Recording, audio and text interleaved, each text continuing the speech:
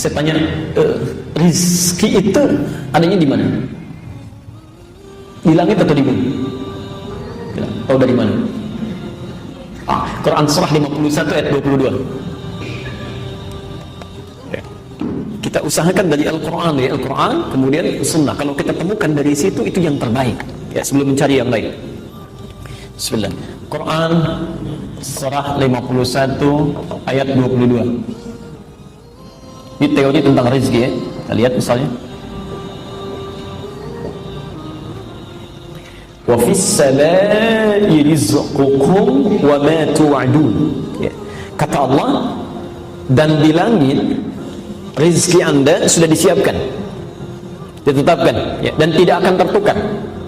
Di langit rezeki kita sudah disiapkan, dituliskan, tidak akan tertukar. Ya.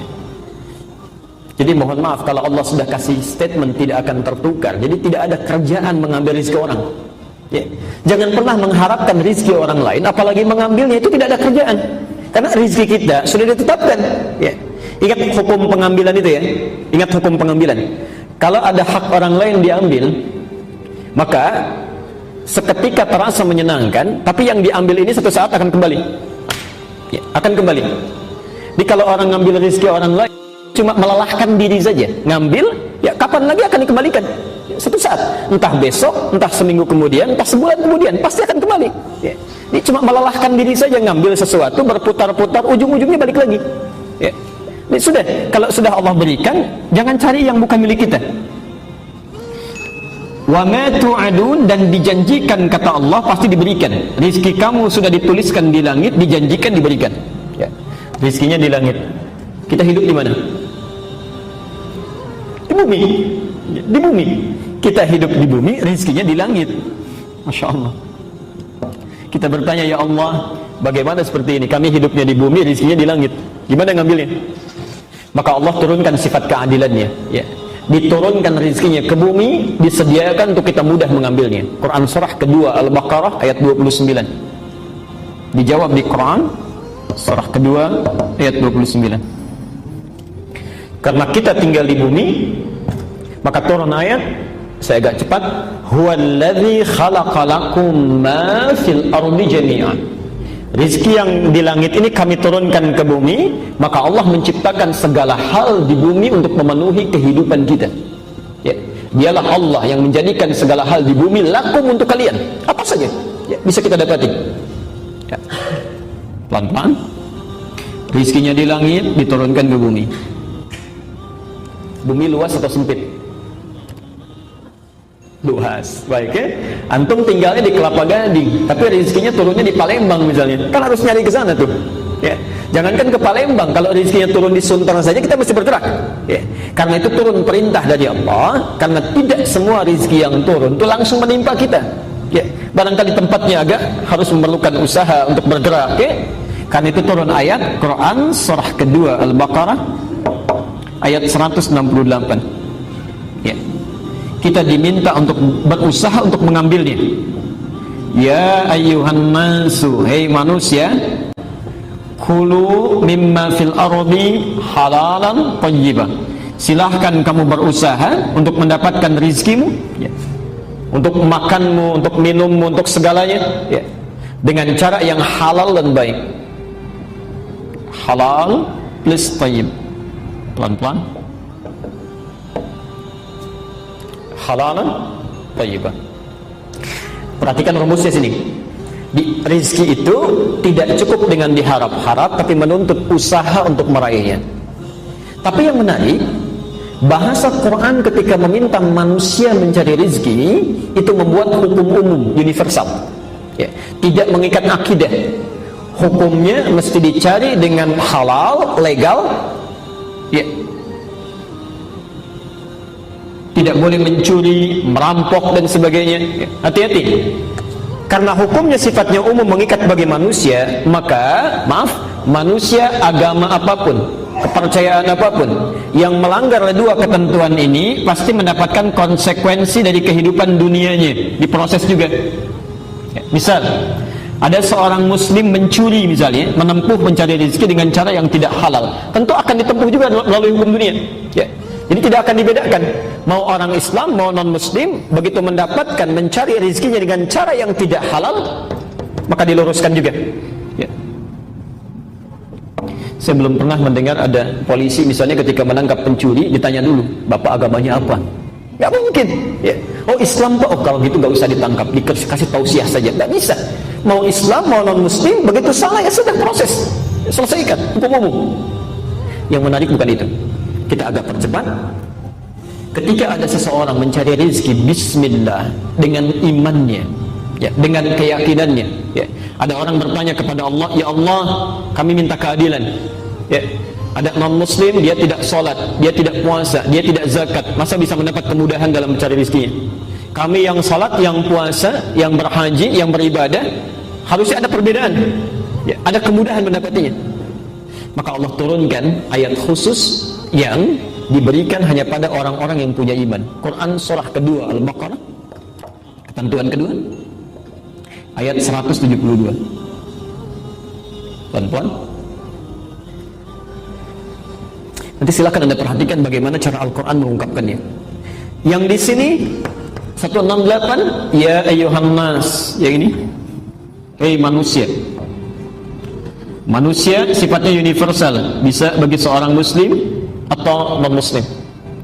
Tapi ketika menyebutkan di ayat 172, dirubah dari nas menjadi amanu, ya ayyuhalladzina amanu. Pelan-pelan. Kalau sudah amanu berarti hanya mengikat orang yang beriman saja. Orang Islam tidak di luarnya. Sekarang lihat ayatnya.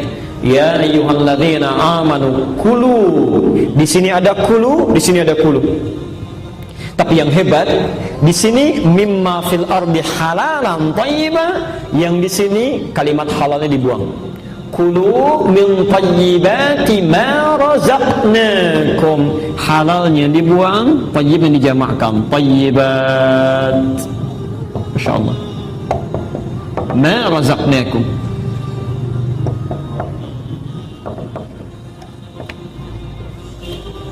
Perhatikan pelan-pelan. Yang di sini ketika Allah meminta orang-orang beriman berusaha, bekerja, beraktivitas, disebut imannya, dihilangkan halalnya. Ya ayyuhalladzina amanu kulu min thayyibati, halalnya dibuang. Kenapa ketika menyentuh orang-orang beriman, meminta dia bekerja, kalimat halalnya dibuang? Karena orang-orang beriman itu otomatis dengan imannya akan menuntun dia mencari yang halal. Jadi ketika dia mengucapkan bismillah dalam langkahnya, itu mustahil langkah bismillah itu melangkahkan ke tempat yang haram, itu mustahil. Ya. Jadi ketika dia mengucapkan bismillah dalam pekerjaannya, itu imannya otomatis akan menuntun kepada yang halal. Jadi kalau ada orang merasa beriman, bahkan mengucapkan kalimat Allah dalam pekerjaannya, tapi dia mengerjakan yang haram dalam pencariannya, ada yang salah dalam imannya.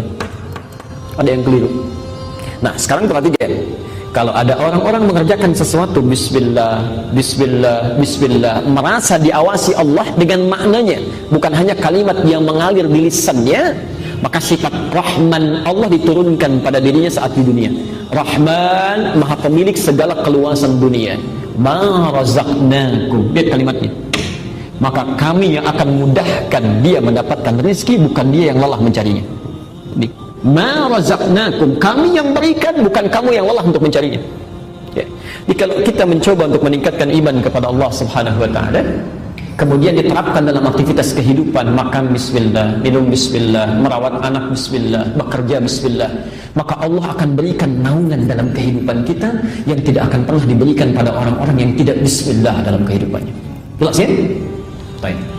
Apalagi kalau dibuktikan dengan amal saleh. Ya. Ini bukan cuma kerjanya bismillah. Saat Anda bekerja, waktu salat Anda salat, ya. Waktu kemudian Anda baca Quran, Anda baca. Apalagi kalau misal Anda melakukan amalan yang tidak dikerjakan oleh manusia umumnya. Malam orang tidur, Anda bangun. Malam orang siang orang makan, Anda puasa. Ya. Mendapatkan istirahat, orang lain baca Quran, Anda baca Quran. Masya Allah. Jika iman disandingkan dengan takwa, maka yang terjadi luar biasa dahsyatnya. Quran surah ke-7 Al-A'raf ayat 96. Lihat keajaiban yang terjadi. Quran surah 7 ayat 96. Walau anna ahlal qura amanu wattaqau plus takwa. La haula wala quwwata illa billah. Ini iman saja plus iman, kerja plus iman, beraktivitas plus iman, itu akan memudahkan rezeki yang diturunkan oleh Allah kepada kita, mudah. Apalagi rumus Qur'annya surah 7 ayat 96, kalau kita tambah imannya plus takwa, insyaallah bekerja, salat tidak tertinggal. Orang dipanggil salat fardu masih terlambat-lambat, antum kehilangan salat sunnah, gelisahnya luar biasa. Takwa, antum tambah takwa, ya, alhamdulillah. Perhatikan kalimat Qur'annya, la fatahna alaihim barakatin minas samai wal ard. Pasti kami bukakan pintu keberkahan rezeki, baik dari langit ataupun dari bumi. Ya, kalau sudah pintu langit dibuka, pintu bumi dibuka, sudah tidak ada kesulitan yang berarti dalam hidup. Ya. Pintu langit keberkahan, pintu bumi kemudahan. Jadi kalau sudah pintu langit dan bumi dibuka oleh Allah, di mana lagi celah kesulitan yang bisa didapati? Mustahil. Ya. Karena itu, orang yang bismillah dalam setiap aktivitasnya pasti mendapatkan rahman Allah dalam kehidupannya. Coba nanti antum sesekali, yang ikhwan terutama ya, baca sirahnya sahabat-sahabat Nabi, terutama yang kalangan pengusaha, Pak. Ya. Misal Abdurrahman bin Auf, Uthman bin Affan, dan yang lainnya. Kalau punya kitabnya An-Nawawi itu, yang At-Tibyan, ya, coba dilihat yang kitab aslinya itu halaman 47 itu ya. Posisinya sebelah kiri itu, paragraf ke-3 itu, dari 1 sampai dengan 7. Ada kalau kitab terbitan Darul Ilmiah yang coklat itu paragraf yang kedua, bisa dilihat. Itu ibu ternyata yang diharap-harap oleh mereka dalam aktivitasnya, itu mereka pengusaha yang sangat sukses, Pak. Ya. Di pekerjaannya luar biasa, padat, keluar masuk Madinah. Tapi hebatnya, yuk, kalau anda ingin lukiskan kekayaannya, itu Abdurrahman bin Auf kapaknya saja terbuat dari emas. Kapaknya saja terbuat dari emas. Tapi yang mereka tunggu-tunggu ternyata itu bukan peningkatan dunianya, bismillahnya itu. Ya. Yang mereka tunggu kapan ketemu dengan Allah dalam sholatnya, kapan punya kesempatan baca Qur'annya, kapan punya kesempatan zikirnya. Ini mereka merasakan ketika meningkatkan takwanya kepada Allah, kemudahan itu didapatkan. Ya.